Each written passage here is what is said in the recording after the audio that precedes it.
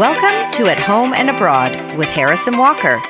Join us each week as we explore the far reaches of the globe in search of unique characters and stories to share. Reach beyond your front door as we uncover new perspectives, intriguing ideas, and lessons learned over time. Let's jump in.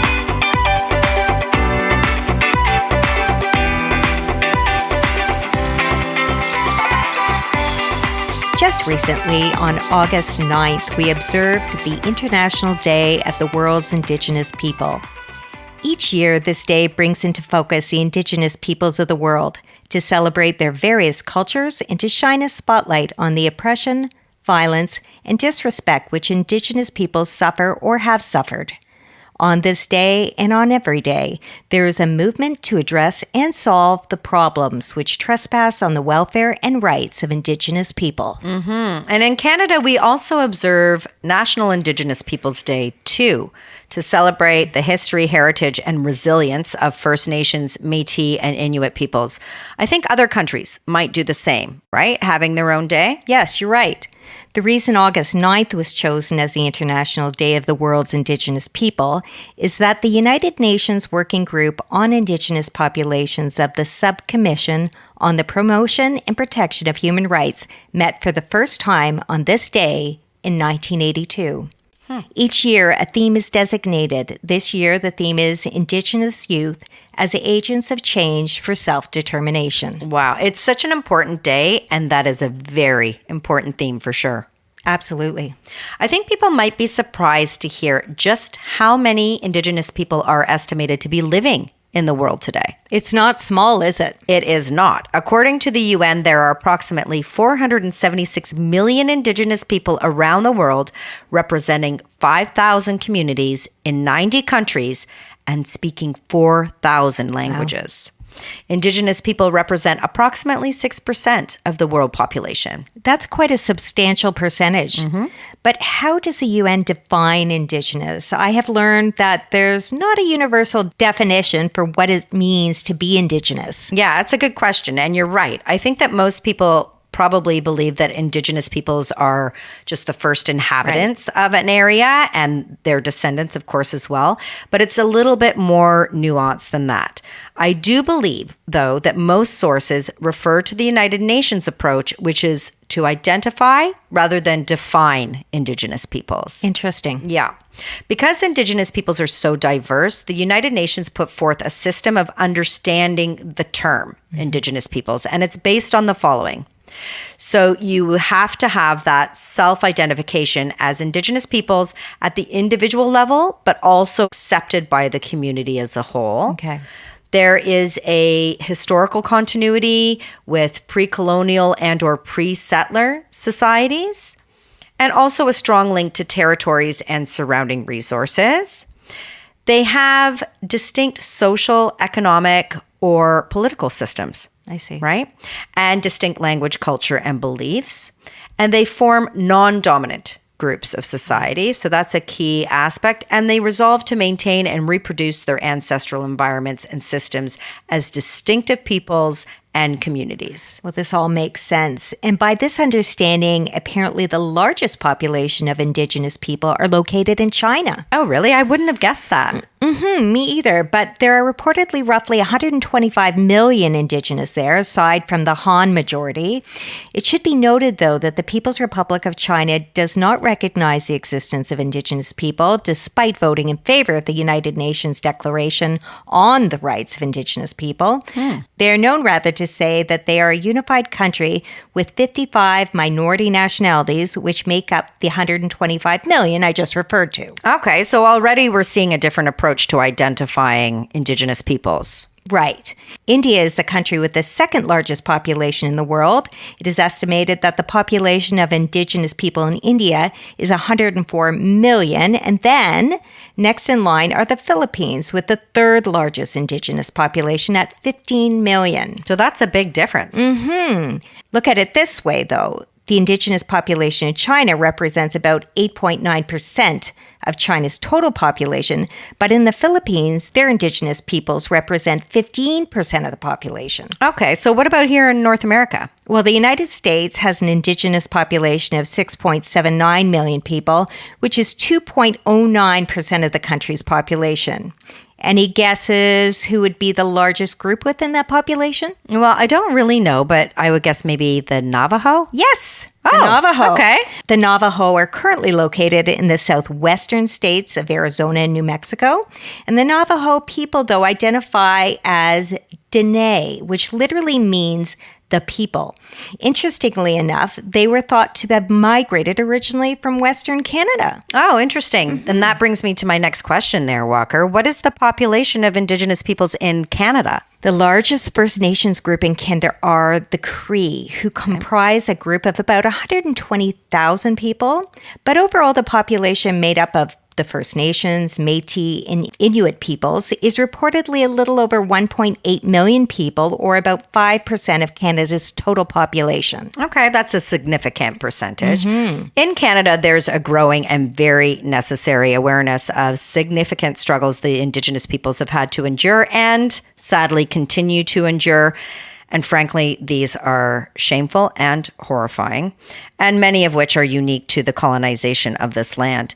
I wonder, though, are there any shared problems which the world's Indigenous population face? There are. Okay. According to Amnesty International, Indigenous peoples the world over suffer from marginalization, poverty, disease, and violence, and quite possibly even extinction. And the UN has outlined major issues which the Indigenous populations experience every day. As you would expect, some of which are violence and brutality, dispossession of land, forced removal or relocation, and denial of land rights. Right, exactly. And in Canada, this has all been recognized as the genocide of Indigenous peoples here. Even today, just access to clean drinking water remains an issue for Indigenous peoples living on reservations. Many can't even bathe in the water, let alone drink it. It causes rashes and other health issues. It's toxic and actually harmful to humans. It really is unbelievable. Yeah. A Human Rights Watch report identified 3 points where Canada is currently violating the rights of Indigenous people. Okay, let's hear it. Discrimination against Indigenous people, violence suffered by Indigenous women, and also the inability to provide Indigenous peoples with adequate access to safe drinking water, which we just discussed. Yeah, Walker, I just can't understand how this continues to happen when we have the knowledge and education and wherewithal to rectify these issues. There's no excuse. Well, and it's not just in Canada either. No. According to Amnesty International, Indigenous peoples represent 15% of the world's extreme poor. The United Nations refers to Indigenous people as being, quote unquote, among the most disadvantaged and vulnerable groups of people in the world. And it's not surprising that Indigenous people live on average 20 years less than a non-Indigenous person when you think about all of this. Yeah, no, it's so terrible, but not surprising. Again, according to the UN, Indigenous people are more likely to experience higher rates of maternal and infant mortality and malnutrition. They also experience higher rates of diseases such as cardiovascular illness, HIV/AIDS, malaria, and tuberculosis. Well, their autonomy often has been completely ripped away from them, forcing them to live at the margins of society with their language, their culture, and their livelihoods threatened. So they're pushed to extreme disadvantage, and they're constantly under threat too from those seeking to extract natural resources from the land, from their land. And yet they have a beautiful strength and resilience. But now climate change has added another terrifyingly difficult challenge to the ability to live off the land for the world's Indigenous peoples. The warming climate impacts ecosystems, species of plants and animals and sea life. They're all declining and becoming extinct even because they can't adapt quickly to the rising temperatures. And of course, this is disastrous for traditional food procurement, and it's really disastrous for all of us. Yeah, it's maddening. But it isn't just access to food which is in jeopardy. Sacred land is at risk. Yeah. The history, origin, and identity of Indigenous peoples. Yeah. Like the current horror playing out in Lahaina. The wildfires have destroyed and ravaged this area, killing people, but also decimating a site sacred to Indigenous Hawaiians. Yeah. It was the home of Kiawahani, a woman who transformed into a mo'o goddess, and the residents of King Kamehameha, the Na'akaneo Maui Cultural Center, which has a massive archive, has been destroyed by the fires. It's just horrible.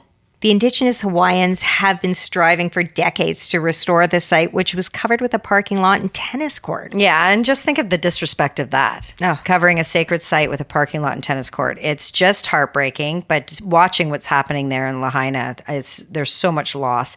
The original cause of the fires still, I don't think, has been determined, but there's probably a few contributing factors. According to the Los Angeles Times, unusually dry weather conditions had been experienced by about 80% of the Hawaiian Islands. But this weather pattern might be something that people will have to expect in the future. Well, it's important to note that while Indigenous people are deeply affected by climate change, they are the least likely to contribute to greenhouse gases. Yeah, I'm not surprised by that at all. Indigenous groups as a whole share a very strong connection with the land that they've lived on for generations. They respect and are mindful of the environment and all of those species who dwell within it. A terrible irony. It really is. And in fact, many Indigenous people live in a way that combats climate change as a matter of daily practice. They not only have a deep respect for nature, but they have a true understanding of the environment.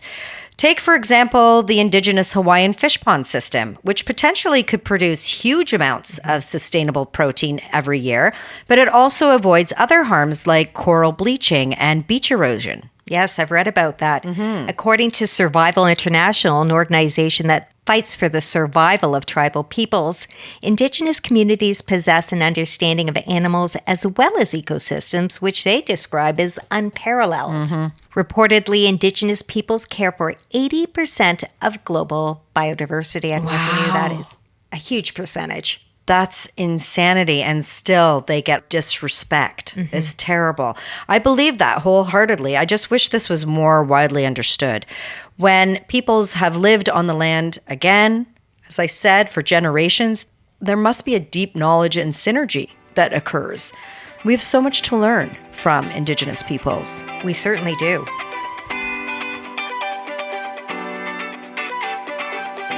We are excited to introduce Joe Urie, head guide and co-owner of the Métis-owned Jasper Tour Company in the Rocky Mountains. Welcome to At Home and Abroad, Joe. Thank you. Welcome. So you'd say, out here, you'd say pitagwe, which is welcome, or another word is tawau. And tawau is a really cool word because literally translated, it means welcome, but its greater meaning is there is room.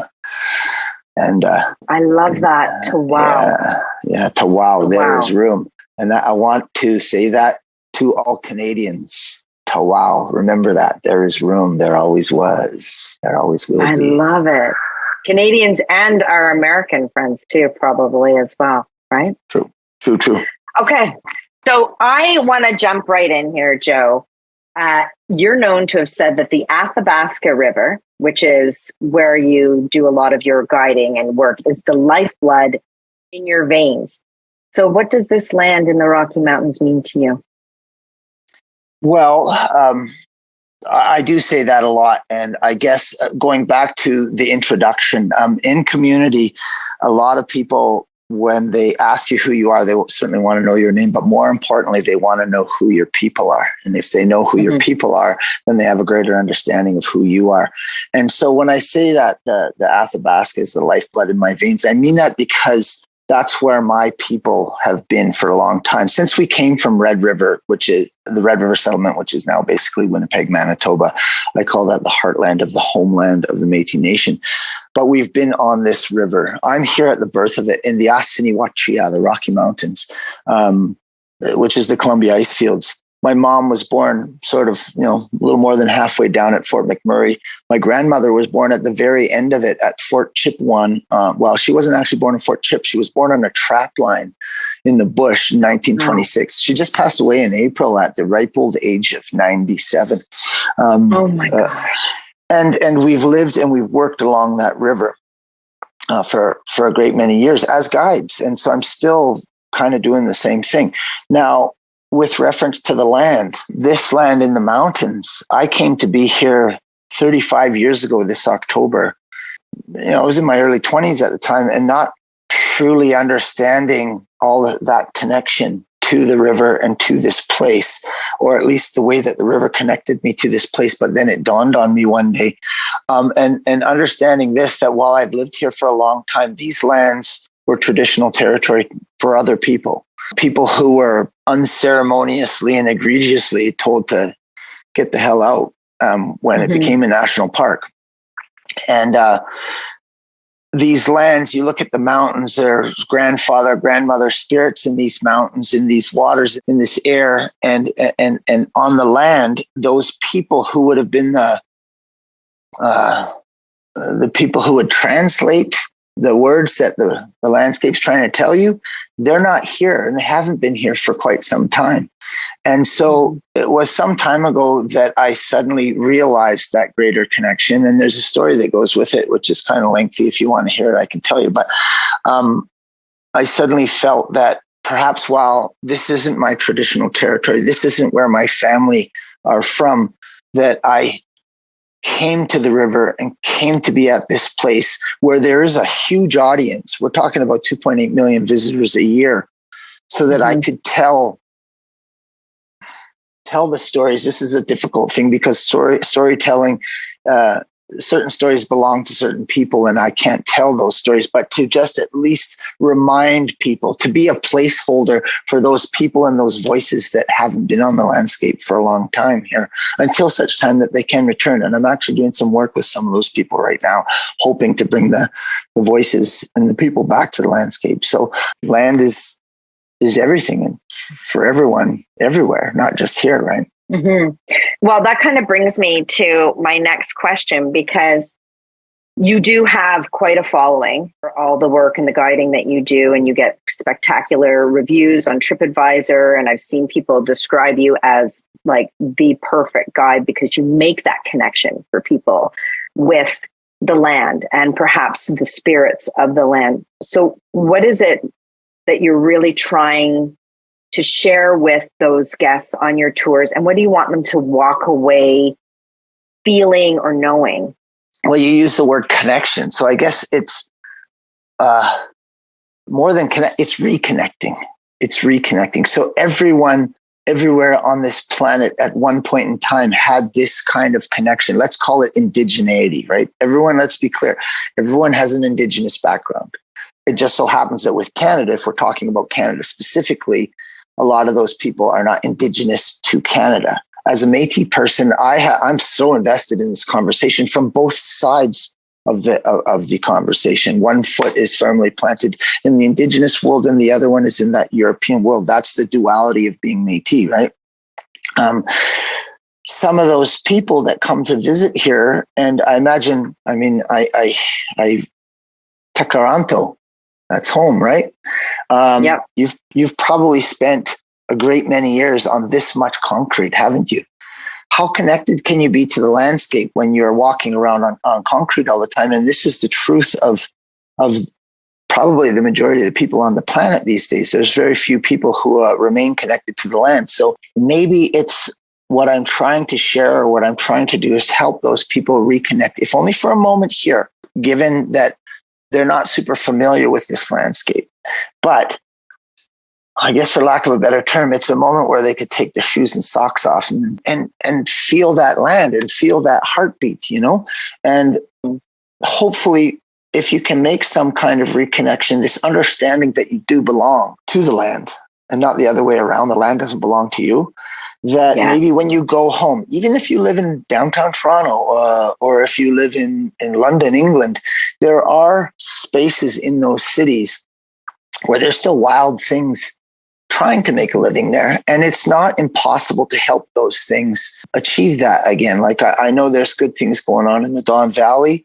What's that down the brickworks there? What's that little valley? Yeah, it is the Don Valley, and the brickworks has been an amazing reclamation project. Yeah. I mean, you drop down into there. I used to do a lot of long distance running. And when I find myself in Toronto, I don't like running on the road. I don't like so I try to find those little spaces, and you drop down into that little valley. And I remember probably one of the first times, and I hate to say this, but there was garbage and syringes and crap, but then one day you drop in and whoa, what happened here? Like it's amazing. COVID showed us too how quickly Mother Nature can reclaim space. But all of a sudden, wow, look at this beautiful space, and look at the things that are interacting in that space, right? So you come to a place like this, and we try to regain or to reconnect, and hopefully you go home with that, and you do your best to make that work. Like, stop mowing your friggin' lawn and let things grow. Oh my gosh, yes, please let it grow. Rewild, right? It's that whole rewilding movement. I love it. I love it. Exactly. So I follow you on Instagram and have for a really long time. And in some ways, I feel like that can also connect me to the land and the species that are roaming on our land while I sit in the middle of a concrete jungle, right? It's like almost like voyeurism, but you do feel a little bit of a connection there. It points you in the right direction. And you have all of these moments, whether it's like recently you had a mama bear and her baby, and I think they were right outside your window feeding on a berry tree. I mean, I don't get to see that outside of my window, right? But you also recently posted about attending the Métis Youth Camp, the 2023 Métis Youth Camp. So I know you're very active. Tell us a little bit about that experience. Oh, Tipemsawak Oskaya Kapishu, Métis Youth Camp. Yeah, that's my second year going there. I've been invited the last few years to go by the Métis Nation's youth department to just hang out with the youth at the camp. And it's really, really awesome, actually. That camp is held at a place called Camp Wahilo. It's in Cree territory at Pigeon Lake. And it's a lot of fun. I'm actually working with them in the hopes that next year we're going to do it here in Jasper. The reality is, with a lot of the things that I do as Jasper Tour Company, I'm dealing with older people who've got money and are traveling the world. And I hate to say it, I'm in that category, that older person traveling the world. But I'm yesterday's news. So are you. Sorry to say it. Those kids, I hear it. Those kids, that's where it's at, right? And there's a lot of things that plague this planet. And again, I hate to say it, but a lot of those things have been my damn fault. Our generation, and our parents' generation, and there's this saying. I'm sure you've heard it. We did not inherit this from our ancestors. We're borrowing it from our children, and we're supposed to turn it back over to them in good standing. And I don't think we've done such a good job of it, but this opportunity to sit and spend time with the youth, that's the opportunity to maybe, if I can't fix it myself, at least maybe I can help them gather up the tools to fix the mess that I made and apologize at the same time, right? And so I've been doing stuff like that. I work with the Native Friendship Center out of Hinton, which is the next town over outside of the park to the east, to do Métis teachings for kindergarten to grade 3. Okay. Which is really, really crucial. Especially, like, we have a lot of fun with stuff like that. And, you put the good things into those minds, and 20 years from now, the conversation is completely different, right? Exactly. Yeah. They're the future. Yeah, right. And a lot of the things that come out of our mouths, I forgive a lot of people for a lot of the things. And I forgive a lot of people for things that have happened in Canada and Canadian history, a lot of the things that are coming to light, because, as much as, the horrors of colonization were visited upon Indigenous peoples, somebody had to convince the rest of the population that this was the right thing to do. And if I told you, and I kept you sheltered, and I told you every single day, if you were my kid, that sky outside is beautiful color of pink. And then one day I unleashed you on the streets of Toronto, and it was a beautiful clear sky day. And you went, what a beautiful pink sky today. Everyone would think you're crazy. But the reality is, it's not your fault. I told you that. I lied to you this whole time. It's actually blue, right? Yeah. So there's a lot of people who maybe thought they were doing things that were the right things to do because they were convinced of that. And then there's other people who simply just didn't know. Like when the children came to light at Kamloops a couple of years ago, it amazed me how many people Canadians were just tears in their eyes. And you could see their hearts that so shocked. Like, we did what? Yeah. We did what? And it wasn't shocking to people in community. Everyone's always known in community that those children were there, right? It's just nobody was empowered to do anything about it.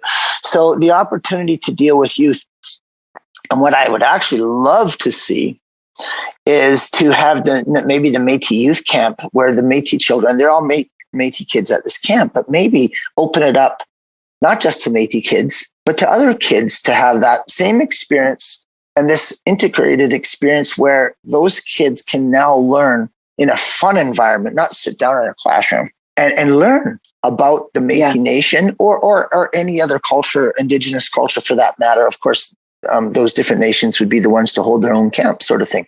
But invite other people's children into the mix, and there you have these friendships growing, which was the way it started. And we just get back to where we stepped off the page a few hundred years ago, right? Exactly. And start that learning early, right? It's about bringing people up, like you were saying. Absolutely. As an interesting thing happened here in Jasper National Park just a few short years ago. So this is Treaty 6 and Treaty 8 territory, Region 3 of the Métis Nation, which is, Region 4. It's just about to change, though. We're going into these district things. To the west of us, British Columbia, and the divide is literally 32 kilometers from here, you have the interior Salish people, the Secwepemc people. And those people are not treaty people. They did not sign any agreements with Canada. So this is their traditional territory. They hunted here. They gathered here. They did ceremony here, all these different things. So there was an arrangement made between a particular band and Parks Canada, and they came into the park and they did a hunt. I believe they took 5 elk, 1 mule deer, 1 bighorn. It was kept kind of top secret until basically like the day or so before it happened. Then Parks announced it because they had to close off a particular area of the park, which isn't a very often visited area anyway, to ensure nobody's walking around in there and, this kind of thing. Mm-hmm. The outrage that suddenly came out, and some of the people that I know who were outraged, and it was kind of baffling to me. And I get initially where their thoughts process was coming from, but they were like, "Oh my goodness, like if all the different Indigenous people," and there's currently 20 different groups sitting at the table with Parks who considered this traditional territory. If they all start coming in here and doing a hunt, we'll have no animals left. And I'm like, wow. Do you hear what you're saying here? Here's the thing. I never once heard you talk about we're talking about 7 animals. I never once heard you speak about the 200 plus that CN or the highway kills every single year. Exactly. But an Indigenous group who have every right to do this come in to exercise a right. And that's all they were doing. They exercised a right, and they brought youth in to teach them their ways. Mm-hmm. Now, if it were me, and I say this in conjunction with what I had just spoken about with the youth camp, it would have been great if they would have taken along some of the young kids from Jasper to experience this with their children so they could see. Because this is part of the thing about this divide is simple ignorance, right? When people are ignorant, they're afraid. And if they just come to know one another and understand a little bit more, most of that stuff. The fear is gone.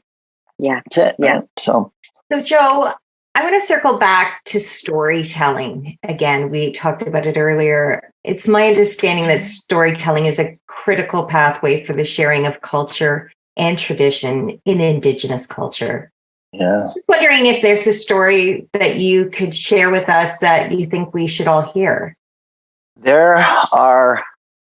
There's millions and millions, and there are millions and millions that are lost to history because people were made to to shut their mouths and not tell their stories and not speak their languages. And unfortunately, that is the truth. Some of the languages are lost, and language is key, is probably the biggest key to culture.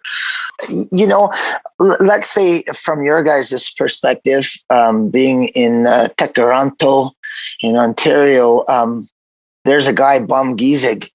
Isaac Murdoch is his colonial name. I don't know I think he'd much rather prefer you to call him Bum Giesig of the Great Lakes. Look him up on social, Isaac Murdoch. Amazing storyteller. And he would tell stories that are really relevant to places and spaces on your landscape. Rather than tell you a story, what I would think I would do is, no, I'm going to tell you a story, but I'm going to tell you a story at the end of this because I think it's a good way to end. But what I will do in this moment, though, is point you in direction. So I'm a founding director for Indigenous Tourism Alberta. We have a national umbrella, which is the Indigenous Tourism Association of Canada.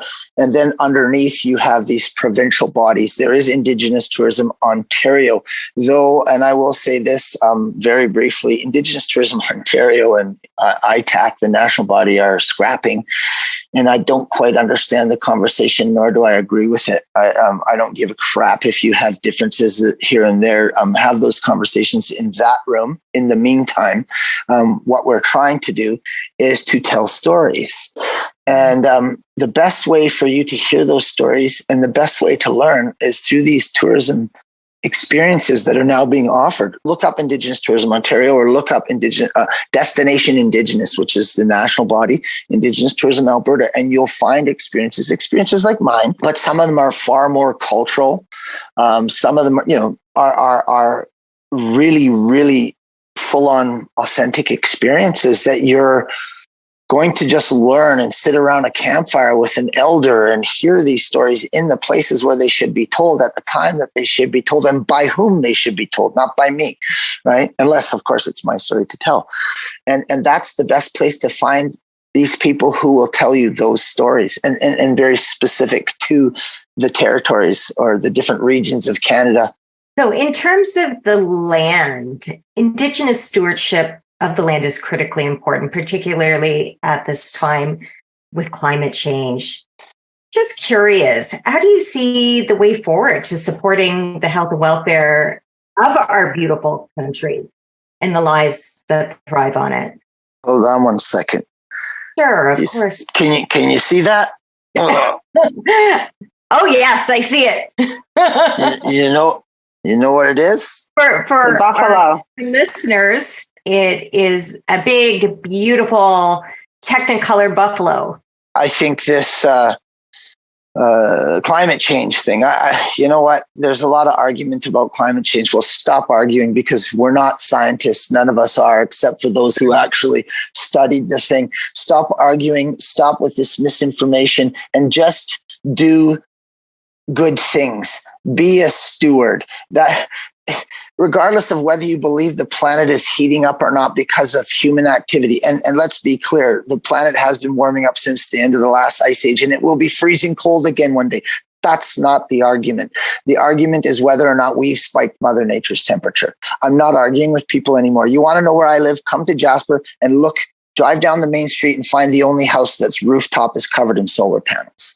Okay. Like, I am going to do what I can do as a good steward of this land. So at least my grandkids will say, well, at least he tried, if the rest of us can't get on the same page. And it's irrelevant of whether or not you think that you're part of the problem. Your job is stewardship, right? We have a word in our language, Michif, which is taken from the Cree languages, and the word is wakotwin. Okay, wakotwin literally translated means kinship, but what it speaks to is the principle of this kind of stewardship. It's your place on the land, your role. You look out out your window and you see grass growing through the crack in the sidewalk. Are you more important than that grass? No, you're not. Are you less important than that grass? No, you're not. You all have a specific role. And it just so happens that the human beings are stewards of these things. And it goes back to this, we didn't inherit this from our ancestors. We're meant to give it back to our kids in good standing. So this is what it's all about. Now, two key things to making at least this continent, which our feet are on, the two single most important things to this landscape that we now call North America, Turtle Island, the two single most important. And it just so happens that my nation, the Métis Nation, was born of the first one, Amisk, the beaver. Or at least we were born of Europe's quest for it. And we came to our adulthood around Pascuamoshtos, the buffalo. Okay. You know what a keystone is? Yes, I do. Okay. So if we have the it's at the top that keeps two sides together and the pressure holds it together. So what happens when you take the keystone out? Everything falls apart. Right. There were roughly 400 million beaver on this continent when Europe arrived, and upwards, depending on who you read, of 60 million buffalo. European cultures basically removed both of those. Canada's on fire at the moment, and it has been since May. Two things would have stopped those fires, three things, buffalo being in part of that. But number one, I'm not sure if you're aware of it, but Canada houses over 20% of the entire world's fresh water within our boundaries. Do you know what 400 million beaver would have done to that water? They would have moved it to such places that it would be impossible for this country to burn like it is burning right now. Between that and the mismanagement of forests and not allowing fires to burn, which they should have burned. So much of the landscape that's on fire right now has been longing to burn for a long time. Fire is Mother Nature's way of weeding the garden and reseeding the garden. And it's not been allowed to happen. And currently there's roughly 20 million beaver. So the beaver are resurgent. But you get beaver onto those landscapes, and I know it's going to piss off some farmers, but there's other things you can do rather than kill the beaver to allow the beaver to do their thing while you do your thing. The other thing, and this is key, is to return the buffalo to the landscape. There's 186 ecoregions on this continent. The buffalo was found in 46, and its presence was felt in all of them. That domino effect. So check out the Buffalo Treaty. It was originally signed in 2014 at Fort Belknap Reservation in Montana. It was, to the best of my understanding, the brainchild of an elder from Guyana, a Blackfoot fellow by the name of Leroy Little Bear. He is the epitome of two-eyed seeing. He's a professor in both the Euro world at the University of Lethbridge, and I think he was an adjunct professor at Harvard, and he is also a knowledge keeper in the Blackfoot Nations. This is really important to put the buffalo back culturally to so many people on the plains. You have to imagine the buffalo was absolutely everything. It was your home. It was your food. It was your tools. It was absolutely everything to you. So it's very important to bring heart and soul back to cultures, but ecologically, it's extremely important to every last human being who calls North America home and around the world. Eventually, all these ecosystems, these little ecoregions are all part of that greater complex system. All interconnected. Right. And so, with the Buffalo Treaty, the first places that were, where this kind of thing to return the buffalo to the landscape is a difficult maneuver because of fences. But a lot of reservations, there's a lot of wide open space, and national parks. I'm not sure if you're aware of it, but Parks Canada was also a signatory. And as to their commitment to it, they returned the buffalo to Banff National Park in 2017. Okay. 16 of them, and they're hidden in the backcountry in a place called the Panther Valley. But from the 16 in 2017, there are now over 100 buffalo in that park. So in terms of the health of the climate and these biospheres that support us, I can't think of anything better to do than help the buffalo back, welcome the buffalo to wow. There is room. Put that buffalo back on the landscape and beaver. So, Joe, before we say goodbye today, is there any last words you have for us or a story? Yes. Okay. You wanted a story. I'm going to tell you a story. Okay. I call this story The Beautiful Idea. Okay. It's a story of Canada. It could be a story of America, could be a story of Australia, could be a story of African nations. It's a colonization thing, I guess, right? This is one of my sashes, Métis sashes. It's one of certainly the most prominent markers of Métis culture. Beautiful. It is beautiful, and this one's known as the Dark Times sash. A lot of Métis people, the Scottish influence on our culture, tartan. I might not know who you are, but I recognize the tartan. Therefore, I know who your people are, right? And therefore, I know who you are. Yeah. That could be said of Métis people with the sash patterns. We had sash patterns for our families. Unfortunately, many Métis people don't remember their patterns because we were made to forget. So this one is called the Dark Times pattern. Generally, you wouldn't put black into your pattern, but this came after the Red River resistance and the Northwest resistance. Of course, most Canadians know that history with Urie and so on and so forth. Anyway, this is my story. It's called A Beautiful Idea. Now, I liken all human beings to water, right? And I think if you go from a scientific perspective, what are we? 90% water? Yeah, exactly. Yeah. Okay, so the analogy works. If you're water, which you are, where are you going? This is the truth of all water, every last drop. Where is all water going? To the sea. Let's go from a scientific or a graphic precipitation, where the water is drawn up off the sea and it's inland. The cold air drops it on the landscape. It absorbs, but eventually all those drops end up in some form of river or not, and they head back to the sea, where that big circle of life starts all over again, right? So we're all water, and we're all heading to the sea. Each one of us as an individual, a little drop of water left as an individual drop of water. You're not long for this place. So what water tends to do is it tends to find the path of least resistance, heading downstream, downhill, and it starts to move that way, where it might encounter another drop of water, and it joins with that drop of water and yet another drop of water. And if you're water, you've become a stream. If you're human beings, you've become a culture. And you start traveling together, right? So here's this beautiful idea they came to call Canada. And you can see this river of life, and it's flowing to the sea, and everybody's flowing together, right? And there we are. You can see all the different cultures that have come to call Canada home. And notice how they're not really interfering with one another. Yeah. But listen, if you ask me to help you paddle your canoe, I'm going to help you paddle your canoe. I'm not going to tell you how to do it. That's your canoe, right?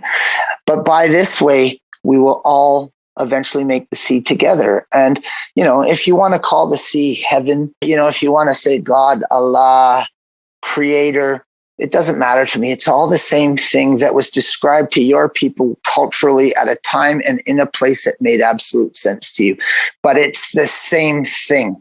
And by the way, creator, if I were to ever have assigned a gender, it certainly wouldn't have been he, because he wrecks shit and she creates. She gives birth. So I love that, Joe. So here is this beautiful idea of Canada, where all the cultures are traveling together to the sea. But why is this just an idea? Because it never included the waters of the people who were here first. All those waters were dammed up over here. We like to call them reservations. But you know what? Those dams were poorly constructed. They're built on mud. The mud is the foundation of Canada, which is a lot of lying, a lot of bullshit. And those dams are breaking, partly because of the poor construct, partly because the people behind them are demanding out, and partly because there's people like you who are helping break them down from the other side. But what is going to happen is those dams are going to break, and their waters are going to come into that river of life where they should have always been in the first place. And they were the excellent guides who would have shown us the proper way to the sea. And once they're in there, then this idea of Canada is not an idea anymore. It can be what we told everybody around the world that it was. And a lot of people around the world are coming to know Canada's dirty secrets and realize that we aren't the people that we said we were. And I do say we, because the Métis people are the first Canadians. We are the true Canadians. We were born of this place of those two very different cultures, the European cultures and the Indigenous cultures.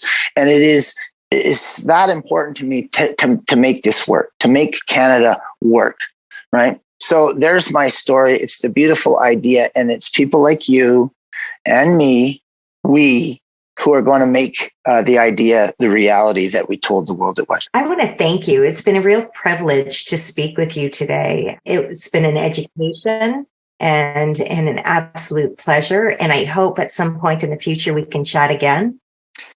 Yeah, that would be great. But you know what? Better than talking to me, go start seeking out some of those other people in your territory, people across coast to coast to coast. Because again, then you're going to get deeper dives. People and people who have lived fully immersed in their culture. It's not the truth of every last Native person in Canada that they've been removed from it. There are those people who are so deeply connected, way more than I am, and they're people that we can all learn from, me included.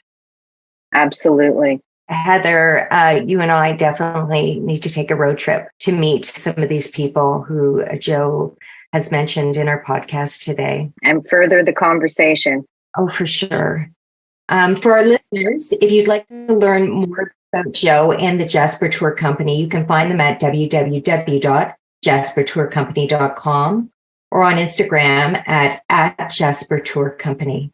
Oh, I just want to throw a shout out. JasperTourCompany.com. It says there that it is a Métis owned experience. Let's be clear on something. There is that duality of Métis. And so I liken this to my company. There's this other part, and her name is Patty, and she's actually the boss. You're a smart man, Joe. No, nobody does this alone. Oh, so true. A big shout out to Patty. This has been so much fun and a real education and just the start of our conversation and our allyship. That was an incredibly poignant and meaningful conversation. So many Indigenous peoples, their traditions, their cultures, their existence are under threat today. Yeah. It's estimated that every 2 weeks, Harris, one Indigenous language dies. Every 2 weeks? Oh my Apparently gosh. so. That's crazy. The last person who could speak the language of the Orochi people who live on the shores of the Sea of Japan died over a decade ago. And you think how much knowledge was lost as well Gone. with the Gone. death of that language is tragic. Beyond language and culture, though, their very lives are threatened. Yeah. Indigenous women have a 1 in 3 chance of being sexually assaulted. This is such a grim truth. And they have a higher rate of maternal mortality, teen pregnancy, and also sexually transmitted diseases. The abuse, suffering, and often murder, let's be frank, of Indigenous women is often disregarded or just flat out ignored. Take, for example, the recent decision that the government of Manitoba here in Canada just took. It's believed that the remains of 2 missing and they think murdered women of the Long Plains First Nation are in this particular landfill, the Prairie Green landfill. Finding their remains would probably bring some solace to their grieving families, but the government is refusing to search the landfill for them. Why on earth are they refusing? If that was my daughter or your daughter, God forbid, I would want her found. Absolutely. These women are believed to be the victims of a known serial killer who's currently serving time for 4 other murders. So are these women just further victims of the systemic racism against Indigenous people? Many think so. And that's just one example. Yeah. Take, for example, the Yanomami, who live on the border between Venezuela and Brazil. They're a group of about 35,000 people. Okay. And they've been suffering desperately at the hands of non-Indigenous people. Their traditional land has been continually under assault and threat from gold mining operations since it was discovered there roughly 50 years ago. Right. And when you consider that their traditional lands are largely Amazonian rainforest, the Yanomami are protectors of one of the largest carbon sinks in the world. Did you know that there are actually 70 million Indigenous people who depend on forests for their livelihoods, and that the forests on Indigenous lands store at least 1/4 of all above ground tropical forest carbon? Isn't that crazy? That's roughly 4 times the total amount of global carbon emissions produced in 2014. Wow. Yeah. It is small wonder then that the governments involved were pressured by anthropologists, environmentalists, and other international groups to establish land boundaries. Sadly, the parcels of land attributed to the Indigenous people were much smaller than the area that they had lived on previously, and from what I hear, didn't take into account their trading networks. And these lands still suffer trespassers. Yeah. Since the discovery of gold, these trespassers have gifted the Indigenous people things like malaria, the flu, alcohol addiction, mercury poisoning as a result of mining, and violence at the hands of the miners themselves. Yeah. In the 1980s, I don't know if you knew this, but 40,000 miners invaded the area. 30% of the Indigenous group died in 7 years. Oh my gosh. And that's most tragic. shockingly, in 1993, the Yanomami were massacred in Brazil. 16 Yanomami were killed, including an infant, by 5 miners. 2 served jail time. The other 3 apparently escaped. I think I remember that. The Yanomami of Brazil have created their own organization called the Hutucara to unite and represent Yanomami rights, their culture, and their lands in the Amazon. And the Yanomami of Venezuela have created their own organization as well called Horonami. As David Kopanawa, a representative for the Hutucara, says, "Our land is all we know, but really it is critically important for all of our survival." There are many organizations worldwide who work to bring awareness to the issues facing Indigenous peoples, but it is a really hard-won battle. Yeah. The drive to exploit the Earth's natural resources is a worldwide force that's really difficult to fend off. You see it everywhere. It's not just the biodiversity and beauty of the natural environment, though, that we should all act to protect. It's also the Indigenous cultures, which are so rich and so beautiful. Indigenous artists, musicians, writers, and activists around the world educate and bring awareness and share their rich cultural heritage. Take, for example, Aretha Brown. Now, she is one phenomenal human being, and her Wikipedia bio describes her as an Indigenous Australian youth activist, comedian, artist, and the former Prime Minister of the National Indigenous Youth Parliament. Well, that's impressive. Yeah, especially when she's only 22 years old. I know, her art is gorgeous, too. And she's a member of the Gumbaynggirr Nation living in Melbourne, Australia. She was the first female and youngest Prime Minister for the National Indigenous Youth Parliament. And at 16, fought to make Indigenous history education mainstream. Wow. And as an artist, she's known for her bold, eye-catching murals, which have kind of like a pop art feel. Yeah, they're and neat. they're often, but not always, in black and white. In an interview with the National Indigenous Times, she said, "Aboriginal people don't have our history written down in the traditional Western sense. Like everything that we have about our culture is either in our visual art or like orally passed down through storytelling. So being an artist and an Aboriginal person is really important because this is how we communicate stories that have been passed down." It's so important to keep these traditions alive. Absolutely. And then there's Sheena Novalinga, too. She is an impressive Inuk social media content creator, activist, and throat singer. Originally from Puvirnituk, Nunavik, and she's now living in Montreal. Her music is beautiful. I remember the first time I heard traditional throat singers. It's quite calming, isn't it? It really is. Her singing with her mother is particularly beautiful and garnered her massive popularity on TikTok and Instagram. I'll put her Instagram handle in the show notes for anyone who is interested. Yeah, well, Sheena's also really adept at harnessing the power of social media to share her culture, including fashion and foods, and the issues which Indigenous people face, including domestic violence in Indigenous communities. Now, did you know that throat singing had been banned by Christian missionaries and residential schools in the early 20th century, and it was banned until the 1980s? Oh my gosh. Apparently it was perceived as being backwards and even satanic. Oh, for God's sake, Walker. Honestly. Now, have you heard of Twin Flames, a Canadian folk group? No, I can't say I have. Well, they're an award-winning Indigenous indie folk group, and it's a husband and wife gig too, which is really kind of special. Their debut album was released in 2015, and they've won so many awards, 41 in 7 years. Holy cow. I know. That's a success. Yeah, I think you'd really enjoy their sound. They combine indigenous spirit flutes and some traditional drums and even some Inuit throat singing. That sounds absolutely amazing. Now, if you had asked me which one is my favorite song, I don't think I could just pick one. There's a few that I like in particular. One is Who I Am, another Grace 2, and Omen and Giants. And Porch Light. These are some of my favorites. Well, you're a big fan there, Walker. I am. Definitely worth listening to their music. You won't be disappointed. Okay, but if you're a little bit more into hip hop, I would recommend you check out Punahele, who is Paul Punahele Kutsin from Makaha on the west coast of Oahu, Hawaii, who received an award for Hip Hop Album of the Year in 2019. Neat. But he's not only a hip hop artist, he's also an educator and activist as well. He teaches music as a way of storytelling to young disenfranchised Hawaiians because he himself grew up in the slums of Makaha. Wow, teaching skills to the next generation. So important. Yeah, very important. And he also protested the TMT. That's the 30-meter telescope, which is being proposed to be built on top of the sacred mountain, Mauna Kea. It's huge. Nice, eh? It's huge. He has said that my music is used as a tool to stand against anything that is harmful to Aina, the land, water, or the planet. As a native Hawaiian from Makaha, I also want my music to heal and uplift my culture and community. Isn't that beautiful? It is. But if hip-hop isn't your thing, I would recommend you check out Terry Urie. Oh, I love his sound. Yeah, I know, right? For our listeners who haven't heard of Terry Urie, he is an Inuk singer-songwriter and musician from Igloolik, Nunavut. A place I have never been. Oh, shocking, Walker. But maybe not yet. His debut album was released in 2020.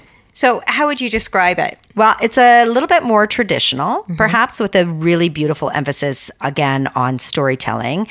It's actually been described as storytelling woven with soundscape and song, where the listener is taken on a journey by a dog team to the ends of the world. Doesn't that sound so beautiful? Sounds like the Odyssey. Yeah, it does, actually. Really enticing. Terry has said that the Inuit went through so much change with our parents and our grandparents, especially with being completely nomadic, to our lifestyle now. If I could send a message to people, it would be that we go back a bit to our roots and tell each other that we can overcome any situation. What a hopeful message, and wise, too. Definitely. As Take Note said, listening to and supporting music by Indigenous musicians won't undo history, but it will allow you to better understand the concerns of Native people through their music and lyrics. Well, I completely agree with that.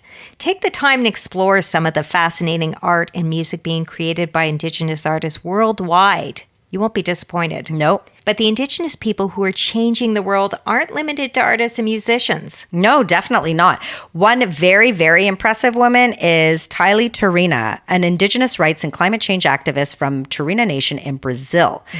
She's very concerned with global warming and how it's affecting the rainforest, as well as the rights of Indigenous women in Brazil. And Tylee is also a member of Enlace Continental de Mujeres Indígenas, Continental Network of Indigenous Women of Americas. She has said, I am a fierce woman because I have been taught by my mother and grandmothers on how to use our feminine power in balance with the cycles of Mother Nature, on how to use our unique strength to face the challenges that these times present to people and the world. Wow, she is a force. A force. And then there's Yushel Rodriguez, too, who is also an inspiration. She is of the Rizal Afro-Caribbean native group of the archipelago of San Andres, Providencia, and Santa Catalina Islands in Colombia. She's an environmental engineer, researcher, and climate activist who has fought to protect the island's coral reef. And I read that at 22 years old, which must be a magic age, I don't know, if these kids, they're doing amazing things. She was one of 25 plaintiffs who were successful at suing the Colombian government for not complying with a target to stop deforestation in the Colombian Amazon. Can you imagine? No, it's amazing. When we feel like we can't make change, we can just think of these women. So impressive. Role models, true role models. Of course, there are inspiring Indigenous people in all walks of life, though. But I do want to mention Arcana Sereng. She's a member of the Karya tribe in Odisha, India, and is a climate and gender activist. Okay. She represents one of the 7 members of the United Nations Secretary General's Youth Advisory Group on Climate Change, and she has said that one of the most important things that I would like to see is a lot more countries committing to recognizing the rights of Indigenous people over their land, their forests, their territories, recognizing the value of their traditional knowledge and practices, of their world view. Well, I agree with her wholeheartedly. I know. I don't think it could be said better. And then there is Gift Parsin, an Indigenous Maasai youth from the Masai Mara National Reserve in Kenya who is actively involved in supporting human rights. This area suffers food insecurity due to droughts and floods as a result of climate change. And according to Global Citizen, food insecurity has resulted in child brides being exchanged for cattle. Girls as young as 12, Walker. Not a consequence of climate change that many would think of, right? And a terrible one at that. Terrible. Gift is a member of the Global Indigenous Youth Caucus, which encourages the world's Indigenous youth to take part in the decision-making processes which affect them and promote greater awareness about issues on all levels. He's also a youth volunteer for Maasai Women for Education and Economic Development, MAWED, and is a member of the Coalition of Human Rights Defenders of Kenya, or the HRDK. Right. According to Gift, who I think really, truly is very, very well named, the Indigenous youth are the custodians of Mother Earth. Couldn't agree more. And Walker, I would be remiss if I didn't celebrate the remarkable Autumn Pelletier, an Anishinaabe Indigenous rights advocate on Manitoulin Island, Ontario, Canada. Her life as an activist began at age 8 when she fought for the rights to have access to clean drinking water in all Indigenous reserves and in the developing world after she discovered that the drinking water in a nearby Indigenous community had been contaminated by pipeline chemicals and pollution. Autumn was appointed Chief Water Commissioner by the Anishinaabe Nation in 2019. She's also been nominated for the International Children's Peace Prize several times and has been featured in the 2019 documentary, The Water Walker. I need to see that. Yeah. Autumn has been quoted as saying, "I believe that no matter what race or color or how rich or poor we are, everybody deserves clean drinking water. You don't have to be Indigenous to respect water or raise awareness for it." She has also said, "I don't want to be doing this when I'm 70. I hope she doesn't have to. Right? But it is really in all of our hands, isn't it? We must all harness our own influence to support positive change for the Indigenous peoples of this beautiful planet. Yep. I thought that these 3 items from National Today might serve as a starting point for our listeners. Okay. So take the time to learn more about Indigenous people around the world by reading a book about Indigenous culture and history. Yeah. You're reading one right now, aren't you, Harris? Yeah, a really exceptional one. It's called Truth Telling by Michelle Good. Okay. Yeah. You can also learn an Indigenous language. You won't just be learning vocabulary and grammar, but you'll have an insight into culture too. Yeah, there's all kinds of programs, and even on Duolingo, they have some Is it on Indigenous really? language Okay, learning. Yeah. Good to know. But finally, and most importantly, you can protect Indigenous rights by allowing Indigenous people the right to determine how to live their lives on their land with their traditions and beliefs. In the words of Native American writer Louise Erdrich, things which do not grow and change are dead things. At home and abroad, we choose to grow. Got that right. Thank you for joining us at Home and Abroad with your host, Harrison Walker. If you enjoyed this episode, we would really appreciate it if you would rate and review our show. It helps us grow and expand our reach. Subscribe to follow us each week as we continue the conversation. You can also say hi to us on Instagram at Harris and Walker. We would love to hear from you.